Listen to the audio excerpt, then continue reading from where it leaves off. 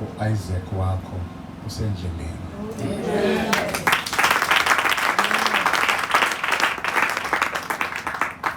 Isaac wakho usendleleni. Kaloku igama elithi Isaac lithi hlekayo. Yeah. Uhlekile umama uSara xa uThixo ebevizithele kwakhe. Kodwa ke uzuqaphele into yokuba phambi kokuba kuvela igama elithi Isaac, uThixo wavizithela kwaAbraham ekwiziqu zabantu bengamadoda amathathu. Kanti nguye into nayo abanxiba abantu xa ethanda ukwenzela abanye abantu bangaqondi ukuba ngubani lo. uAbraham ngoba wayeyindoda yokholo, he perceived ukuba this is nothing but God. Wakhawuleza ayikho ivesi eBhayibhelini endibonise uAbraham ebaleka. It was only that day. While he was running, njalo iBhayibheli, ngexesha epreparela uThixo isidlo. He was running. Umthendeleko watyiwa ngalamini walento sikuyo. Ngoba uSara kuthiwe makenze amaqebengwana. Umkhozi kaAbraham, uAbraham wathi makabaleke angene ebuhlanti aqhele ithole elinga ithole litsha uzuyibambe angalithathi ithole eseliwaleqile amathokazi.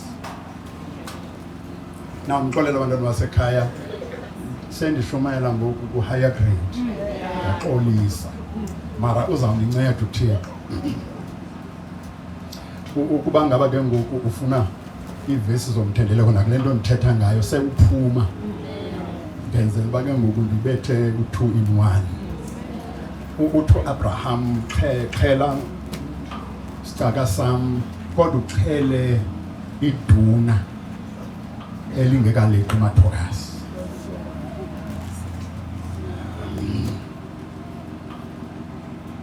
Ngoba lo ozawufela abantu uzabe engenamantokazi, akazuba naye nomfazi wa physical. Uyawuba naye umfazi xa kugqitya kwenziwa i-operation kuye.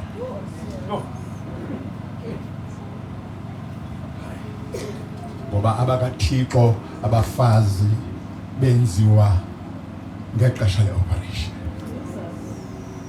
Kulaliswa oAdam bakhona ukuze kuphume owife. Lona ngumkaKristu. Andinawuthetha nanjani na apha ngoba ngumfazi womntu lo. Ndiyayithoba nxa ndithi ngumfazi womntu, ngumfazi kaKristu lo. Uba ngumfazi kaKristu lo, ngumfazi kaThixo ke lo. Funeka mna ndiphunguke xa ndime phambi komfazi kaThixo. uThixo azokwazi ukuthetha kakuhle nomkakhe ngoba ndiyinxenye yomkaThixo. Kukho amaxesha kule nto sikuyo kuthiwe yibani ngamadoda. Ayithethi ngasini, ithetha ngale nto sibizelwe kuyo. Iphinde kuthiwe singumfazi. Ithi ke ngokuloo nto sibeke ubudoda bethu ecaleni, singumakoti odinga ukulungiswa. Ibandla malithi amen. Ndizungena sebalisile uCwanini kunjengoba bethetha. Bantwana basekhaya ndicela nje nina namhlanje uba ngaba ni nonke niyayiqonda laa nto yowutepa xa ubhatala. Bayakubuza phaa etilini uba ufuna utepa na okanye ufuna uinseta. Nabe ndicela kule message namhlanje ninga-insert, izawunilibazisa. Ngoba izawufuna kube kufakwana nephini. Into ezawunincedisa apha student.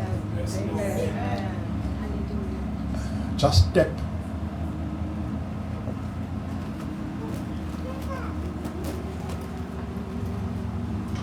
Xa ugqirha ekutofa awuva nto ngalamzuzu akutofa ngayo, uva nje ipain ngalamzuzu. La pain ayikabiyo lento uzothatha yona. Into ozothatha yona yile igalelwe emva koba uve ipain. Uyakuprepare ugqirha xa eza kutofa, ukuphatha kakuhle, ufaka i-cotton entweni, akline kule ndawo inaliti izawungena kuyo. Andiprepare ke mna mntu uyoyika inaliti, athi Mr. Papa, don't worry, take it easy, take it easy. Ndiyayoyika kufuneka ndicimele ke ndicimele, kodwa ndiyive xa ingena. Uvuyo lwam lelo uba ndive nje iyeza liyangena, izawugqitywa le nto yenziwayo, ndizawuba right emva koko. Kukho intlungu ekunyanzeleka ukuba uqala uve zona ukuze ube right. Kukho abantu abafuna ukuba right bengagqithanga ndawo. Ayikho itestimony xa uvele weva right ungagqithanga ndawo. Ndingatyanga xesha lakho Dzwanini, ndithetha apha ezintsukwini noThixo ndithi kubakho ixesha lokuhlukunyezwa, uhlukumezeka. Ukuze undive ngcono mandenze lifutshane ibali kuwe likaHana. uHana uhlukunyezwa nguPenina,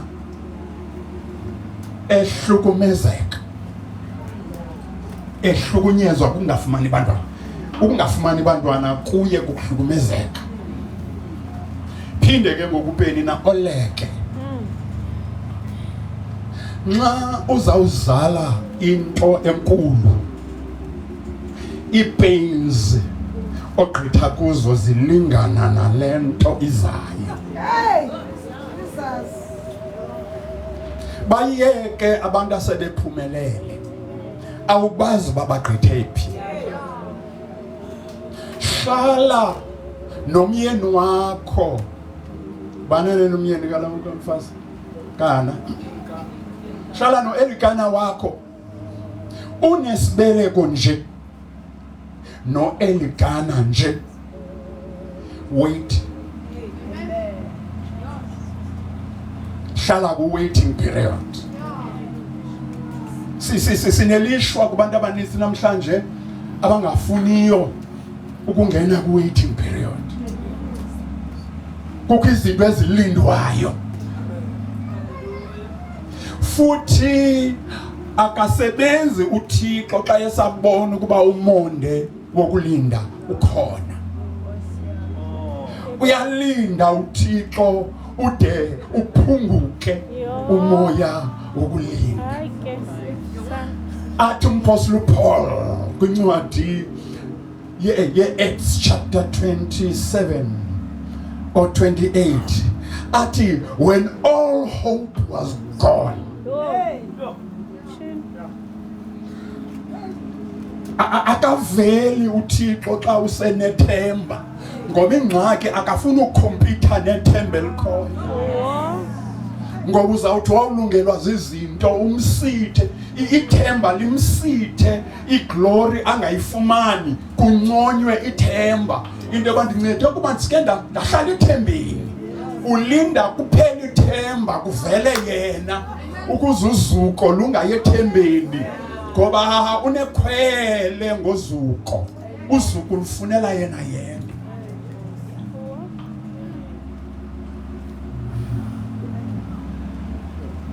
Enyanisweni akhona amazwi ekuthetheni kaDzwanini apha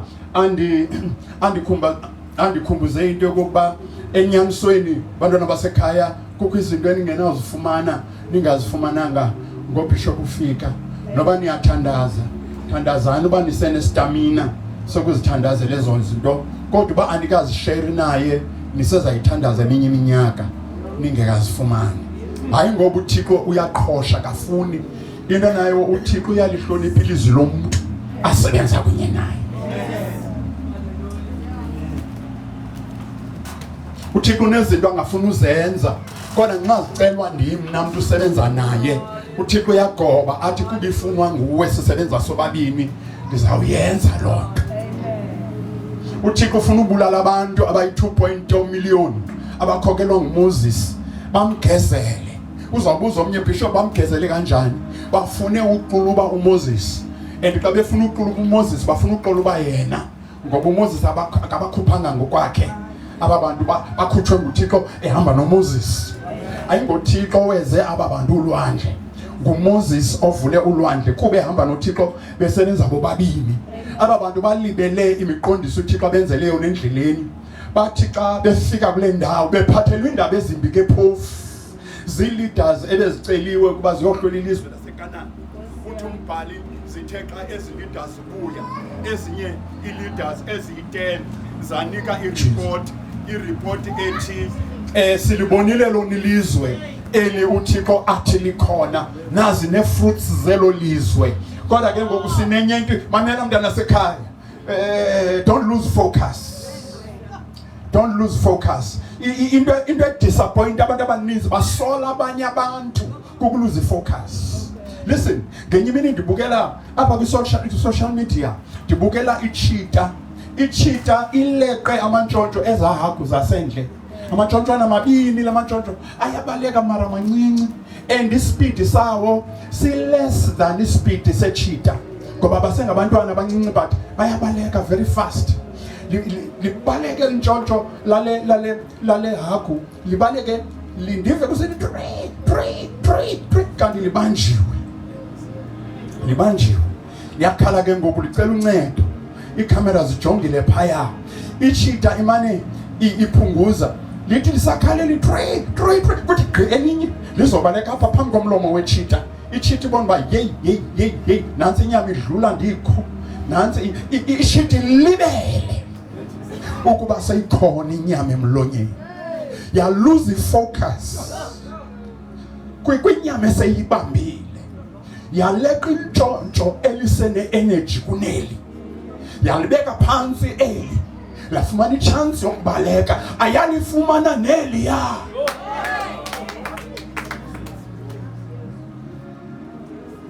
Ngenxa yoluze ifocus. Ubumela ubuphi? Zikhona indawo ohambe uluze focus kuzo. Wabona abantu abathile bephumelela, ungazibuzanga uba baphumelela kanjani. Kodwa namhlanje ndiyayithetha impumelelo kuwe. Noba bekuthakathe bani andikhathali, andizihoyanga nezizathu zokuthakatha kwakhe. Noba bekuqalekise bani andikhathali, kodwa imessage le iyakukhupha even kwezo ziqalekiso egameni likaYesu lo waseNazaretha. Uba uyakholwa wena yithi amen. Gqibezele penina ndingene emessagini ndigqithe, ndingene emthendelekweni, ndiniyeke nigoduke niyoxhamla iintsikelo zenu.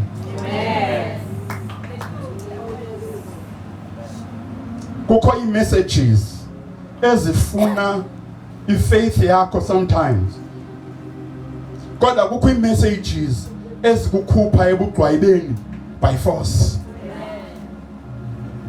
Akucelwa ntsebenziswano yakho apho, uyaxelelwa qha uba ukhutshiwe. Alibonke igama lenkosi. Bandla lase-El Shaddai lizawukhula, liyakhula. Let me correct my statement.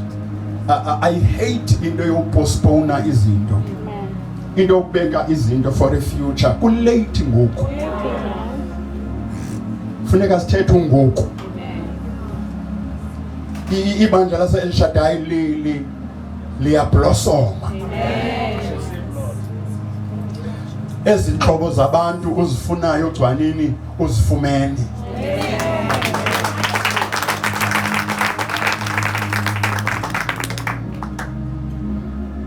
abanye babantwana abangogqirha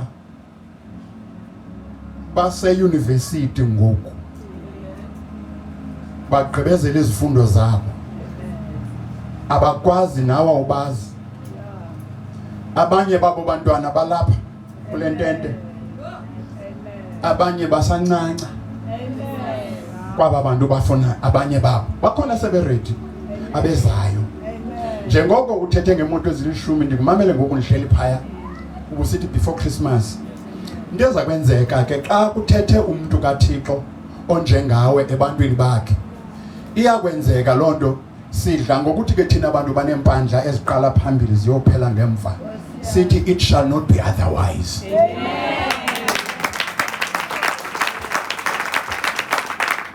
Amakhwenkwe ngenye imini ahleka ixhego linenqa impandla njengam.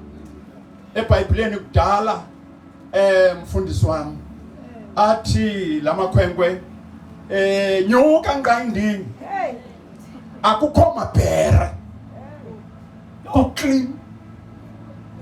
Lasuka laphendula ixhego ebekuthiwa kulo nyuka nqayindini, lathi makwedini nawutyiwa ngamabhere. Izwi lalo ngwevu lawadala amabhere avela. Sihamba noThixo obiza izinto ezingekhoyo ngokungaziyo. Zibakho kuba zibizwe sithi, zibakho kuba zibizwe sithi. And uba sithi Thixo iChristmas mayingatyiwa, zingenzekanga, kuyanyanzeleka indalo yonke ithobele ukuthetha kwethu. uEliya uyedwa akanazo ne-intercessors ezimncedisayo. Uthi makungabikho mvula 3.5 years. Mamela uthini uEliya? Uthi mayingani kungengalo ilizwi lam. Noba kwakunonyuka i-intercessors eziyi-10 million zinyuka intaba yase-Table Mountain, zithi ziyocenga uThixo uba makathobe imvula, uThixo bezawuthi sezilapho i-intercessors. Athi uThixo ayimiswanga ndim le mvula nizoyifuna kum, kukho umntu othe ingani kungatshongo mna. Mabanyamezele aba bangenamanzi. Mamela uThixo aba bantu bangenamanzi wabayeka waya kulaa mntu ebevalile izwe uba izulu uba manganethi mvula, wamvulela umthombo, wamnika i-still water free. Wawugqiba uThixo wamphekela ekhitshini lakhe. Wawugqiba uThixo wakhangela iintaka ezithanda inyama, wathuma zona kusasa, wathuma zona late, zizopha umntu ovala izulu uba linganethi, umpha amanzi, umpha isonka nenyama. Abanye abantu balala bengatyanga, balala bethandaza ngoba akho mvula, ngoba kukho umntu othe izawunangela izwi lam. Namhlanje may Jehovah remember you. May the Lord answer your prayers. Namhlanje niphethe isishixo kudala uthandaza. Namhlanje makwenzeke i-miracle suddenly. I say suddenly. I'm not talking about tomorrow. Tomorrow is gonna be too late. I'm talking about now. Shout hallelujah if you believe. You may be seated in the presence of the Lord.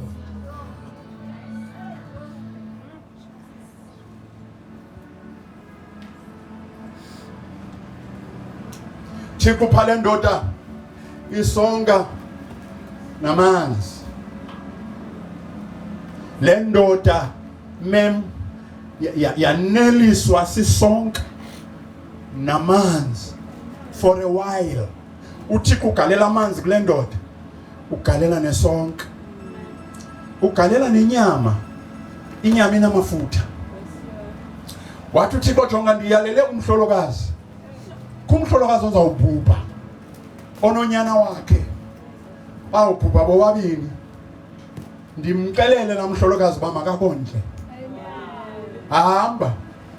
Sine tendency ke yokuthanda i-comfort zone. Sine tendency yokuthanda i-comfort zone. sele uThixo egqibe into yokuba move to another level, because I always say life is about moving to another level. I saw then this how pay this into life is about moving to another level. This church is moving to another level. You and your family, you are moving to another level. Even your neighbors will benefit from you moving to another level. If you believe, say amen. Thixo waqonda le ayizukuya kula mhlolokazi ngoba imnandelwe sesisonga sifika kusasa namahlungulu amahlungulu mema ayakhala akuphekwa emhlabeni ukutya kuphekwa zingilozi andiyazi noba inyama yantoni limnandi kangaka zifike ezazinto kusasa zithembeke sidelivery breakfast yomfo kwaThixo ovale izulu. Abanye abantu bayasafarisha lo muntu uvala izulu akasafarishi sokuThixo amphekela amphakele akahlambi nezo zinto brothers ugqiba kwakho ukutya ziyabuya zizothatha enye ibhaskethi zezidelivery shokunye ukutya atye lo mfu uThixo waqonda ayizusuka le apha wathetha namanzi omthombo wathi hayi kaloku nawe valeka ngoba lo akazukumkaphe sasela. Ndimisele umhlolokazi mamela ukhethe umuntu ongenanto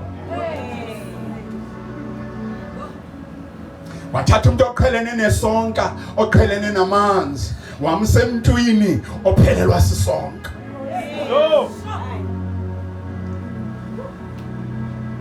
Xa efika wafika lo mama ethola inkuni ezimbini izawuthi iBhayibhile ngoba nguye nonyana yakhe nale nto izawuphekwa apha ingakongo. Uthe xa efika wathi molo mema injani impilo wathi omnye siphilile khonto wathi hey mama ndicela amanzi awathengwa mosikulula. Uthe xa esiya endlini wathi uxolo kancinci mem uzuse ubuya nesonka. Waphendula ke ngokumemo wakhona phofu iBhayibhile ithi ebethe uThixo uyalele yena mara umama wakhona waqhosha nomyalelo. Hayi wathi songa sona sikho tata andifuna ungatsho kuwe ndinomgubo apha nasonka ndinomgubo mamela wawenza lo sisi lo mzekelo wathi ungange thetha nami ungangantoni akanikhwaze kaloku akaniphinde nimekani yakhwaza uThixo akasebenzi kude kuthiwe ingangesandla.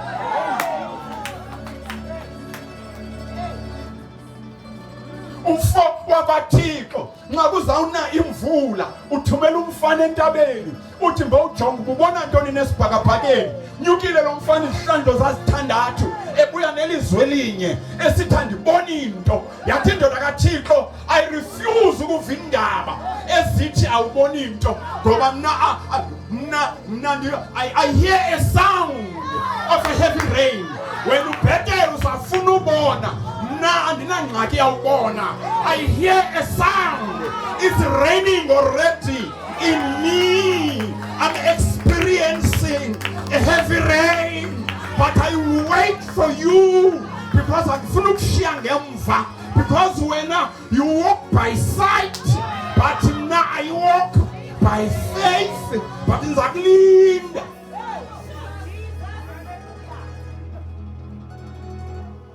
Theka enyuka isihlandlo se7 lo mfana wajonga isibhakabhaka wayijika-jika inhloko yakhe wade wabhaqa ilifu. Xa elibhaqa ilifu langangesandla alathetha nto kuye xa yintoni enophuma kwilifu, yimvula engakanani enophuma kwilifu elingangesandla. Kodwa ezo ndaba lo inethayo kuyimvula uyazifuna inews zoba ikhona into ebhaqiweyo.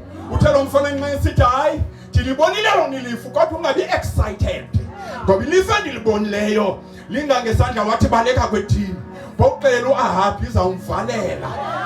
Umntu aphethe izinto zikaThixo uyibona imvula isiza abantu besabona ilifu elincinci. Nizukwazi ukukhonza kule ntente kunyaka ozayo ngeli xesha. Next year this time it's either it must be expanded or you move to your permanent place, and it shall not be otherwise.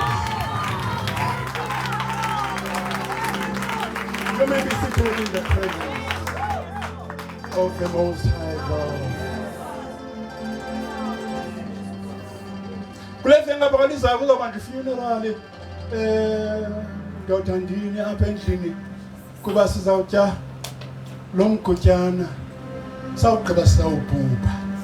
Mamela mntana sekhaya, kunceda ntoni ukubamba into ozayitya ubhubhe endaweni yokuthatha le nto ingathi ncinci uyinikele kumfo wakwaThixo hleze kungatshintsha izinto. Ndikuve ngeendlela ezimbini tata ngexesha ubomi apha, ndimamele ndive ngeendlela ezimbini. Ukuthatha le nto ingathi yeyokugqibela, ingathi ungafa xa imkileyo, kanti kukhona uzawuphila xa uyilethe go. Uthi umprofeti, andimi phambi kwakho mama ngowulungisa le nto ubuzayilungiselela wena nonyana wakho, kodwa uqale ngamqala. Mamela uthini umuntu ophethe i-blessing, uthi mbowupheka kodwa ke ngoku uqale ngam wawugqiba wenzele nina. Ndanoba niyamvana bethu, yonke le nto ke siyilindele sonke apha iphume emgubeni ongakanani. Kubani ozawuhlutha kule nto? Le nto sithetha ngayo ayinanto yokwenza nakugcwalisa sisu, inento yokwenza nokuthatha umyalelo.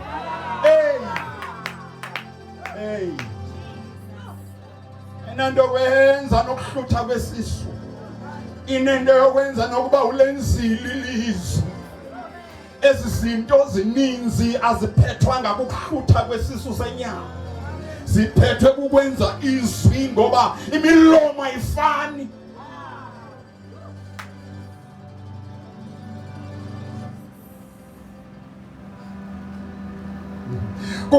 Kukho imilomo emithisayo, amadoda esehlula kukumithisa abafazi babo. U-Elisha ufikele emzini, amane efikela kuwo utata walapha segugile, inkosikazi yalapha inabantwana. Uthi tata, I perceive this is the man of God. Lo mfo ndicinga uba masimakhele igumbi eliphezulu apha kuthi endlini, but makangabi equal to us, makangalingani nathi ngokuhlala. Makahlale ngasentle, asijongele ezantsi endlini yethu. Makarabosha Rabolia Kashata. Xa kunyukelwa kwenye ile, life is about moving to another level, but kuxhomekekile uba uconnectana nabani in order for you to move to another level. Ayinanto yokwenza nokumthanda kwakho lo mntu, inento yokwenza nokuthi ukunyuka kwakho kuxhomekeke kulo mntu.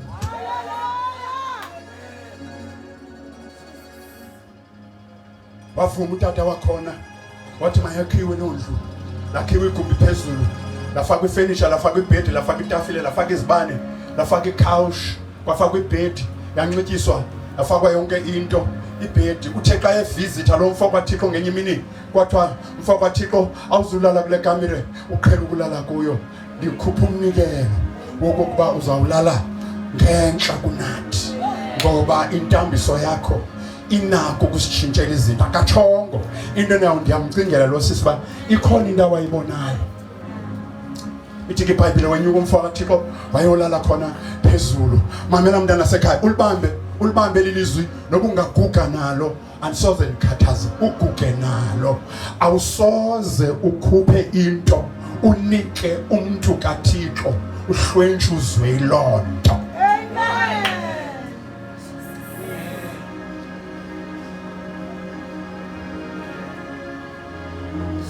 Uthi ngengomso u-Elisha kuGehazi, khawundijongele ukuba yintoni esinoyenzela lo mfazi ngenxa yalo mnikelo, ngoba uThixo akawadla manje indoda.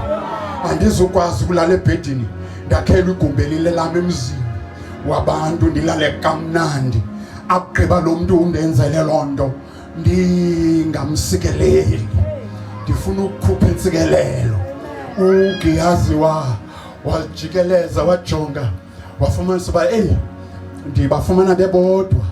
Utata lapha semdala, usisi noku ingathi usemtsha yena angakhonisiva, but ingxaki noba ndingamxelela umprofeti into yoba makathandazele lo tata noko Abraham wakwazala semdala, mhlawumbi imiracle ingenzeka, mara xa ndithi ukujonga angeke kwenzeke.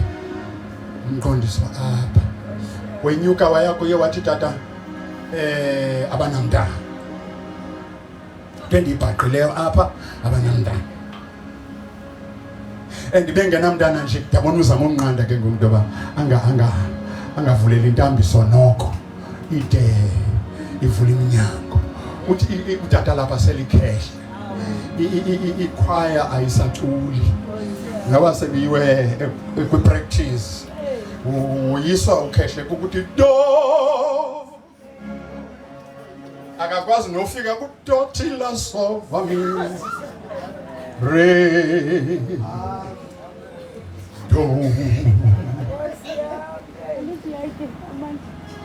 Wathi ungamhluphi umuntu omdala. Nanso into bendiyicinga into yoba ngafumana umntana. Umprofeti akazixoxi into ezingamfuniyo. Umprofeti uthetha into afuna ukuyibona. Mandikuxelele mntana sekhaya, zikhona izinto ocinga uba awuzidingi, ewe akuyifuni kodwa uyayidinga. Zikhona izinto ongazifuniyo kodwa uyazidinga, ngoba ngomso uzawuncedwa yiyo. Ubungayifuni kodwa uyayidinga. Umprofeti ubona i7 years yendlala ezayo, waqonda into yokuba lo mfazi uzawuncedwa ngulo mnikelo, kodwa funeke nomntana ozamnceda after 7 years yendlala. Akayiboni lo mfazi loo nto. Uthi umprofeti ndikuvile uyandichazela notata lapha mdala, kodwa ke ngoku igame yami yokuthetha ndiminikile nantsika ngiyazi ixesha lokuthetha into ozirhalelayo ngalo mfazi. Nam ndifuna ukuthetha lixesha lam lo mama ndithethe. Ndifuna ukuthi biza lo mfazi. Wambiza usisazi jonga, usisazi wayengenanto ashota ngayo, wayemanidi usisazi. Uthi umprofeti wafika wamemnyango kwela gumbi liphezulu, wamemnyango andanoba wabambelela esinqeni na akangena ahlale ekhawushini, wamemnyango. Wathi umfo wakwaThixo kuye, next year this time, noba ungayiguqula uyireverse, this time next year you shall embrace a son. Agqiba yathula laa nto. Waphendula usisters ngoba ucinga uba akamdingi ngoba engamfuni umntwana. Wathi, do not lie to me, your maid servant, to your maid servant, my Lord. Yamva andimazi busamfakela ntoni my Lord. Do not lie to me, to your maid servant, my Lord. Do not lie. In other words, I understand why she said do not lie, because we were brothers.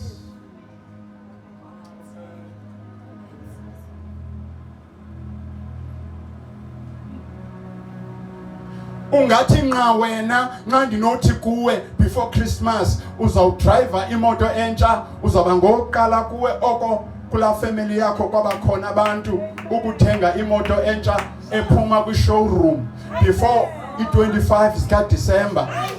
Indlu eyakhiwayo kowenu e-Eastern Cape engekagqitywa iyagqitywa. Ungathi nqa ndisithi le moto uzayithenga izawufika ime phambi kwanandlu igqityiwe, ifenitsharishiwe, wena ke ngoku uzawuthi do not lie to your maid servant bishop, because ujonge i-bank statement yakho, ujonge i-salary yakho, kanti mna andithethi nga-bank statement investment ukuthi thini balance okanye imali oyifumanayo ithini. I'm just prophesying. Ndiya creator and I'm creating ngomso ndidala right now in the name that is above all names, in the name of Jesus. All you need to do when I used to say I receive in the name of Jesus Christ. Give the Lord a hand of praise, somebody. Give the Lord a hand of praise. Give the Lord a hand of praise. Ramaya Takosha Terebeshatu. You may be seated in the presence of the Most High God. Umprofeta akajiwishi akakhanga athi uthini kumsisi uvele wagqiba ude wathi phambi koba athi next year this time wathi ufuna ndikucelela amajoni akubulalele zonke intshaba zakho wonke umuntu okuzondayo apho ngixelele bazawubulawa kuba kutsho mna uzawubulawela intshaba. Wathi no, I'm safe, I'm sorted. Waqonda umprofeti bayike xa ethi sorted kwezinye izinto uthe uGehazi akanamntana. Next year this time you shall embrace this. Mamela bendithe uthini la sisi thethani back to me. Ndicela ibandla lase El Shaddai bethuna liphendule lonke class 1 2.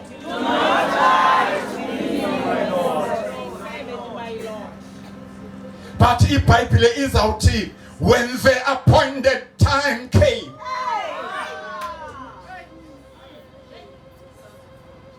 Umprofeti mfowabo kaThixo usebenza ne-time. Umprofeti usebenza nexesha. Ixesha liyamva noba lo mama kamva kodwa ixesha liyamva. Lo mama akadingi mntana azawumfumana ngendlela yakwabiology. Umithiswa ngumlomo womprofeti. Izawuthi iBhayibhile when the appointed time came she conceived.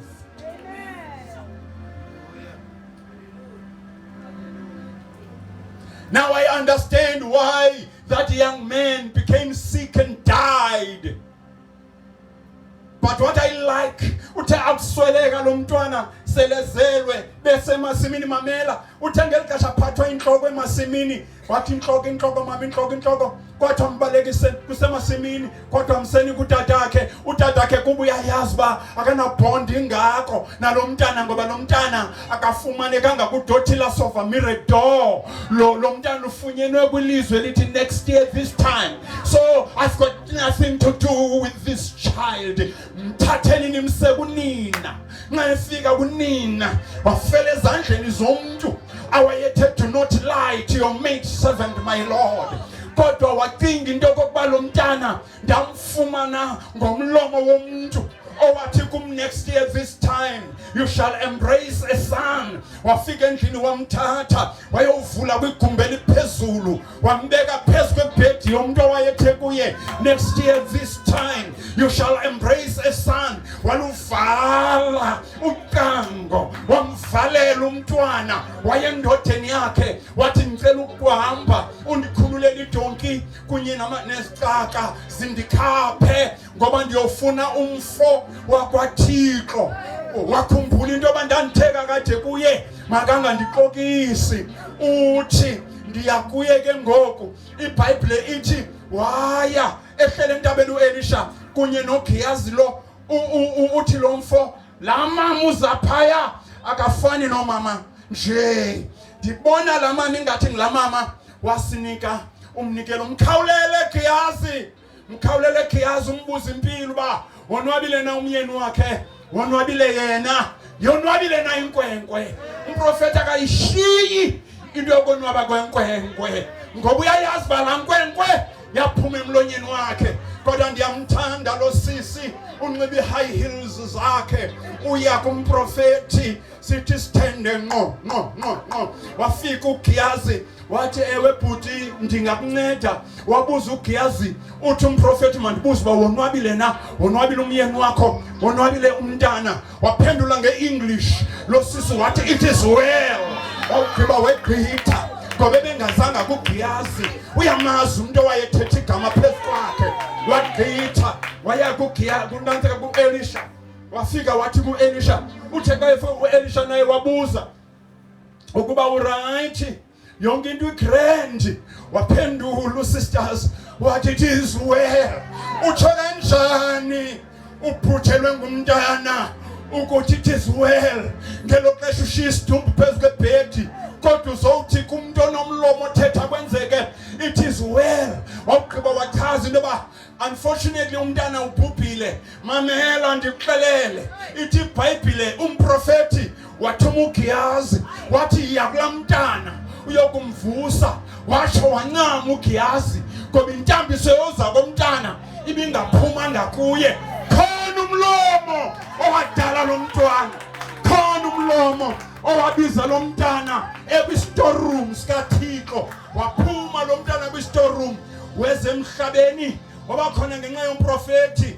NgoNovember bekunga okay 3 months or so back, ndiseRhini ndiboniswa umntana wosisi owendele emasukwini pha eBhayi, uNombongo wendele emasukwini oculayo pha eBhayi. Baza kum ngo-2000 beza kum ngo-2001. Bangaba bazi couples ezi about 5 plus sine conference kwaZakhele sese AFM ndincedwa ke kuThixo kubantu abangafumani bantwana. Ndiske ndithi kule nto le couples gathering, ndiske ndithi abangafumani bantwana ke bethuna ikhona inyweba abantwana bakhona bayafunyana namhlanje bafumana. Ndizawabiza phaa kwi-storehouse sasekhaya bakhona baphakama basisi. Ndatoze nendoda yakhe makaze nendoda yakhe ongezanga nomyeni okanye ongezanga nenkosikazi makaze ngaphambili. Kodwa ndiseza ngaphambili ke inkqubo yam ke xa ndithandazela abantu abafuna abantwana ndithi cinga ukuba ufuna umntana oyintoni kuqala. Ufuna uqala uzala inkwenkwe okanye ufuna uqala uzala intombazana okanye ufuna amawele? Kuqale kuvele liphi ukuba ngamawele? Ufuna intombi okanye ufuna inkwenkwe okanye ufuna amakhonko amabini? Nanxa uthi amagama uzawuqala uthiyela uzawuvela kuqala. Senze i-order yokuzala ukwenzela mhla befika bafike ngalandlela sasiba-ode ngayo. Kaloku xa ungena e-restaurant, zikhona i-restaurant othi xa ungena kuzo uphathe noba intonga unyole kwinto eseyikhona. Kodwa zikhona i-restaurant okuthi xa ufuna ukutya ku-serious kuhlalwa phantsi kuze usisi othile aphethe imenu, uphethe izibhalo, uthi khetha isahluko nevesi. Awugqiba kubuza uba ufuna ibe njani, ufuna ibe well done okanye ibe medium well. Talk to me now. Nguwe ozawuthi medium to well okanye it must be well done. Nxa uthetha nobonisile papa usithi bishop ndicelele loo nto kuThixo, ndinike uba ufuna ibe medium to well okanye ibe well done. Andidlali ngale nto ngoba ndiyayazi uba amazwi anamandla. uJehova wathi let us make men in our likeness, let us make them in our image. Into abayithethayo iyakuba njalo. You can have what you say. According to the book of Mark chapter number 11 verse 23, nxa ufuna ukuphosa izinto ezistubborn elwandle yima phezu kwencwadi kaMarko 11:23 uthi wena ntabandini undiqhela kakubi, kudala undiphethe kakubi kweli khaya lam, kudala unditshutshisa. Throw yourself into the sea in the name of Jesus. I'm standing upon the book of Mark chapter 11 verse 23, and let me tell you, even if you think you are stubborn, the book of John chapter 10 verse 35 says the scripture cannot lie, the scripture cannot be broken. You are not allowed to break the scripture. Throw yourself into the sea. Why kufuneka is throw into the sea? There must be no evidence indoba ubuke wakhona. Thetha ngoYesu ocime evidence. Yakhamusha. Thetha ngoYesu ocime evidence. uPetros ukhawula indlebe yendoda. Qhawula ngemini erongo, ngemini yokufa kukaYesu. uPetros ufuna kufa omnye umuntu. Bethuna andifuna ukuqalisa uba ndihlapha phansi bese etshila umpostoli wathi andingomuntu utakatakayo, ndiyarhalela utakataka ngexesha nam ukwenza nephakame noko ezitulweni ibona uba iyakushumela la bishop. Yatsho umpostoli makaphinde asibizele la bishop, hayi mari funa ungatakataki namhlanje, funa ubopheleleka apha kule pulpit. Bendisathini yane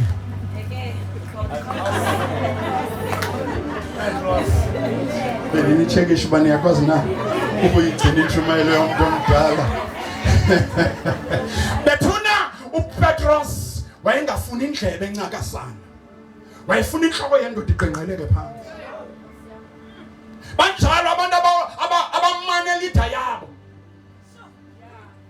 kuyemiwa nelida, and awunyanisekanga uba umane leader yakho kuba isenza right, ithukela into eziright. Kumiwa nayo ileader seyithe jump kwiskandal.